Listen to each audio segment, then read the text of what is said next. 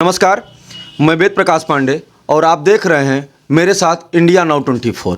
और आइए आपसे आज मैं मिलाने की कोशिश करूंगा। एक महिला मेरे सामने आज आई हैं और कई दिन से मैं देख रहा था वो भटक रही थी और किसी माध्यम से मेरे पास उनको पता लगा कि मेरे पास जाने पे इनकी आवाज़ को कहीं न कहीं मैं दूर तक पहुंचाने की कोशिश करूंगा।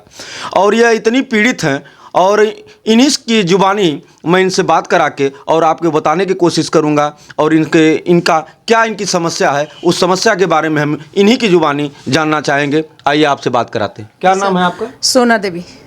कहाँ की रहने वाली हैं? नोनारा गांव। नोनारा गांव। आपका थाना कौन सा है? नोनारा था। क्या समस्या आपको? क्या समस्या सर है कि हम 98 में हमारी 93 में शादी हुई थी। 15 साल हम अपने हस्बैंड के पास इज्जत आबरू से और पति धर्म निभाए। 15 साल के बाद मेरे उनके संसर्ग से एक पुत्र पैदा हुआ। पुत्र के पैदा हुआ होते ही वो लोग दुर्व्यवहार मुझसे करने, मारने पीटने, घर से निकालने, बेटे को खाने पीने के नहीं देना। हम कहते थे कि चले जाओ मैके, भाग जाओ। उसी बीच में हम महिला थोड़ा सा ये भावुक भी हो रही हैं। मैं चाहूँगा कि आप अपनी बात को थोड़ा सा इत्मीनान से और रोइए मत। क्या समस्या है और किस वजह से ये स्थिति पे पहुंची? आप किस वजह से आपके पति आपको घर नहीं जाने दे रहे हैं, आपके साथ प्रताड़ना हो रही है? इसको आप थोड़ा सा संयम बरत के हमको बताने की कोशिश करें। जो कि मेरे पति का पता चला कि मेरे पति का एक अवैध औरत से संबंध है। जब ये पता चला तो मेरे पिताजी उसको ससुर जी बहुत समझाए बुझाए, लेकिन वो माना नहीं। वो बाहर लेकर के पत्नी को रहने लगा। उसी बीच मुझे ट्रेनिंग में चले गए गोरखपुर, नर्सिंग का ट्रेनिंग किए। 3 साल ट्रेनिंग करने के बाद हम आते जाते रहे अपने पति का, लेकिन पति हमसे न बात करता था न बच्चे से बात करता, कोई लगाव नहीं रखता था।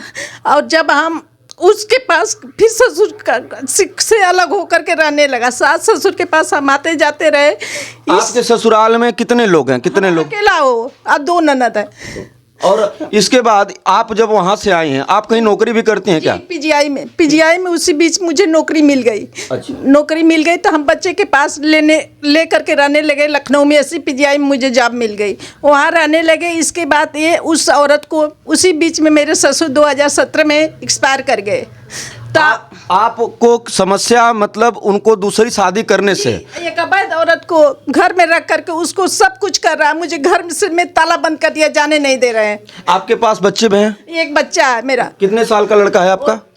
30 साल का है। 30 साल का बहू भी है, पोता भी है। अच्छा, लड़के की शादी हो गई है? जी सर। तो आपने क्या मतलब शासन प्रशासन के पास आपने इस चीज को बताया? आपने कहीं सारा चीज बताया। हम मुकदमा लड़े जी 125 और 494। उसमें वो पति कहा कि हम दूसरी शादी नहीं किए हैं और पत्नी कही कि हम सुरेश की पत्नी हैं।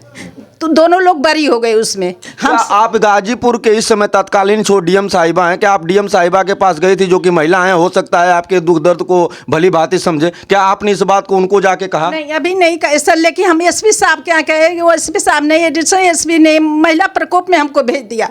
महिला प्रकोप ने ये कह रहे हैं कि आप पति के साथ जाकर रहो। एक पति कैसे हम रह सकते हो पति के साथ? आपके थाने के यहाँ से लेके मतलब कहीं अभी तक कोई सुनवाई? थाने में हमके आज 15 तारीख से हम थाने में दौड़ रहे हैं सर, कोई सुनवाई नहीं हुई। हमको 4-4 घंटा यहाँ से जाते हैं, वहाँ बैठते हैं, साथ बैठा कर आगे ताप रहे, लेकिन नहीं जाने दी। कल हमको किसी तरह कहने के बाद कहे कि जाओ घर में रहो, किसी को नहीं भेजे, कहें कि जाओ ताला तोड़ो। हम कैसे ताला तोड़ सकते? तब भी हम अपने घर गए, वहाँ पर लड़ाई झगड़ा किए, फिर 1-9-10 और 90 डायल किए। 125 आई पुलिस मुझे मदद करके कही कि आप घर जाइए, फिर साहब को दरखास्त दो। दरखास्त कोई नहीं मेरा लिया, मेरे पास दरखास्त ही पड़ी है सर।